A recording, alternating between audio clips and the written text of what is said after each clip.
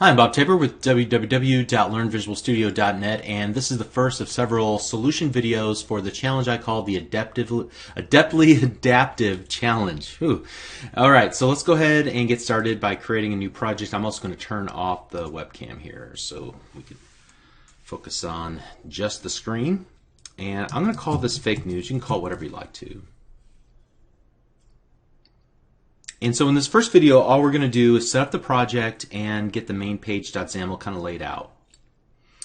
And the first thing I want to do is open up the assets from the previous lesson. I'm going to copy the food and financial PNGs into the assets folder. So I'm just going to drag and drop them into assets. Great. And while I'm here in the Solution Explorer, I'm actually going to open up the instructions.txt. And I will keep those around and available. And let me pull this back out here. Also, since we're open up in the app.xaml.cs, I'm going to remove the frame counter. And then I'm going to open up the MainPage.xaml. And I know that I'm going to create two areas. A top area that will contain the search box and the title of the current page that we're on, and then in the second row of the grid we're going to add a split view with a pane in the content area. The content area will then contain a grid view ultimately with all of our news items. Okay, so let's go grid dot row definitions.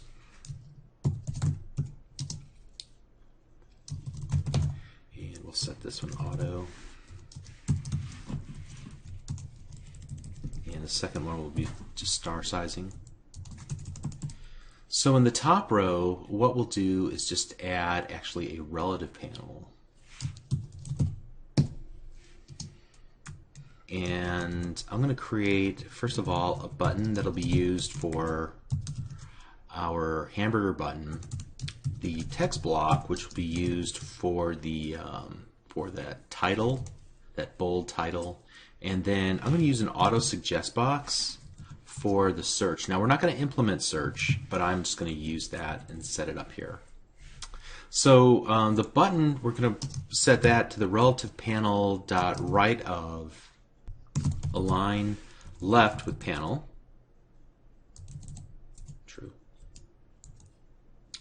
And while I'm here, I should probably go ahead and just flush everything out here. This is going to be the hamburger button. And let's go ahead, and we know that we're going to use the font family of Sago MDL2 assets. And if we take a look in our little help file here,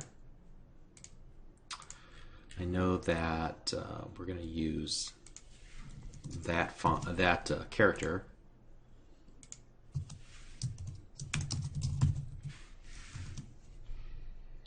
And let's set the font size equal to 20.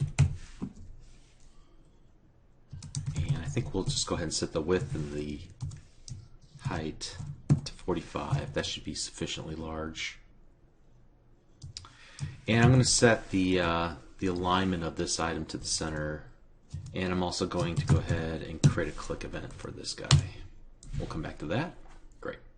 All right, so now the text block will be relative panel right of hamburger button. Great. And I'm going to set the font size equal to 18. The font weight will be bold.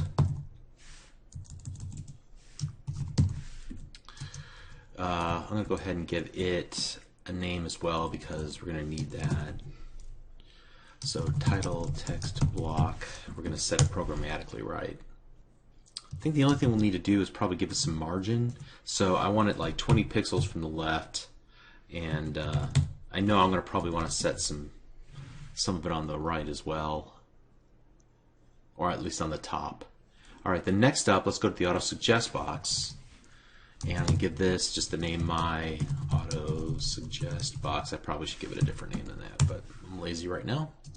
And we're going to set the query icon to find. Give us a little magnifying glass. And then the placeholder text, we'll type in search. Now, if you'd like to do this, I would recommend that you go off and you build this functionality. You should have the tools already to do that sort of thing. So I want this aligned on the right-hand side. And I'll set the width equal to 200. And I know we're going to need some margin as well, so I'll just go ahead and take a stab at it. 0 on the left. I know I'm going to need some on the top. I'll come back to that one. Let's just say 10 from the right, 0. That should do it. Okay. So that's in the top row.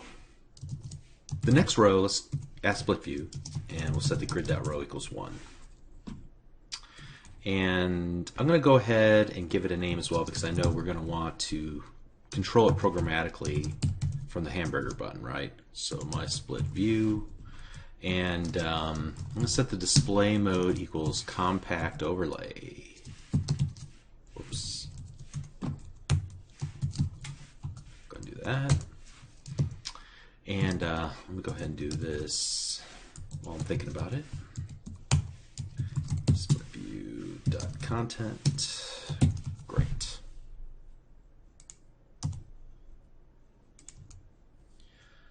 All right, and let me go back here and finish this idea up.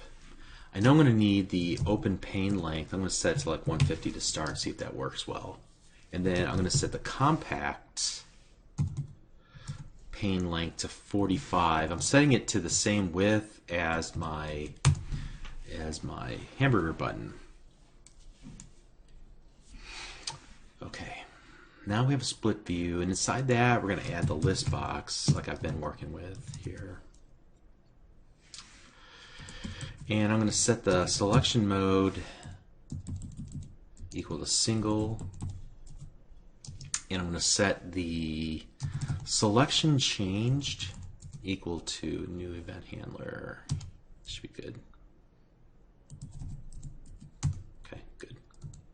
Inside of here, I'm going to need a few list box, or at least 2 list box items.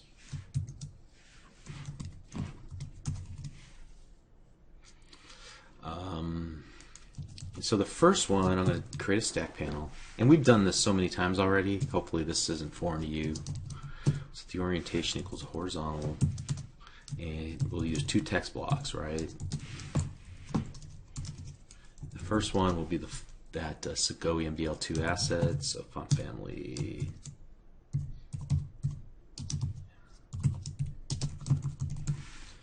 And I think I'm using font size 20 for those assets.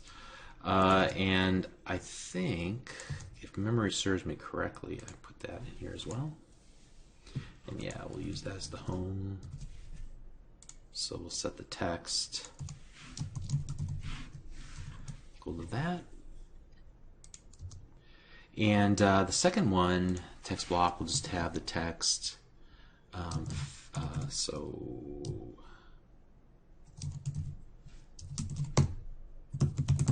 financial, set the font, actually font size equal to 18. And I know I'm going to need some margin on the left, so I'll go ahead and just use 20 there.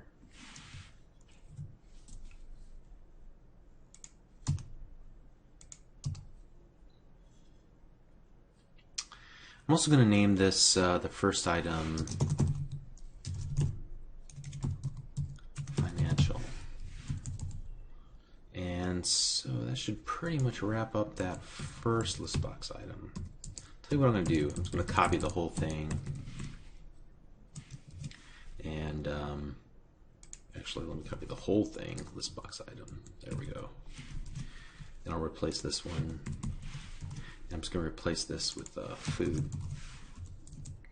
and this will be food, and then the icon should be the star, I believe. Great. All right, that should take care of that. Now, inside of the content area, I know I'm going to have a grid view. Just trying to figure out what needs to happen inside of there. I know that I'm going to want, let me just try a grid view by itself and see where that takes us. I may have to come back and revisit this, but we'll start here. And I'm going to give this the name news item grid, and I'll set the horizontal alignment equal to stretch. That should take up the entire width of the available area. Margin, I'm going to give me a little margin on the left hand side. And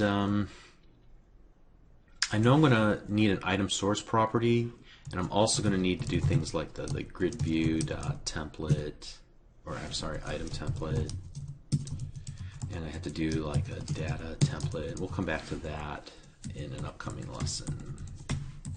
So I'll just get that kind of set up for now. Let me see what this looks like just to get started here. Again, I want to emphasize that in these videos, I blow through writing this code because I've already done it once. It's fresh on my mind. I have some notes as well to help. If this were a real application development effort, I would probably take my time. Okay, you can't see anything because we haven't wired up that button yet. I tell you what, let me go ahead and get that part working. So I'm going to go in the code behind for the MainPage.xaml here. And in the hamburger button click event, we'll go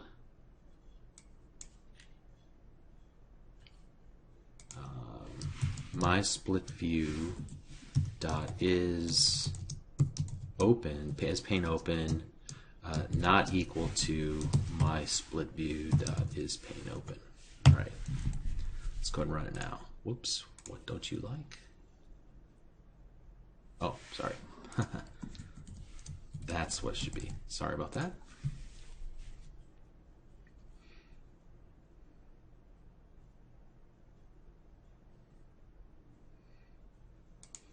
All right, there you go. All right, so we're off to a good start.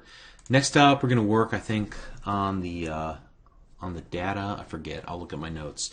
But that should at least complete the first setup steps in the general layout. Okay, so let's pick it up in the next lesson. Thanks.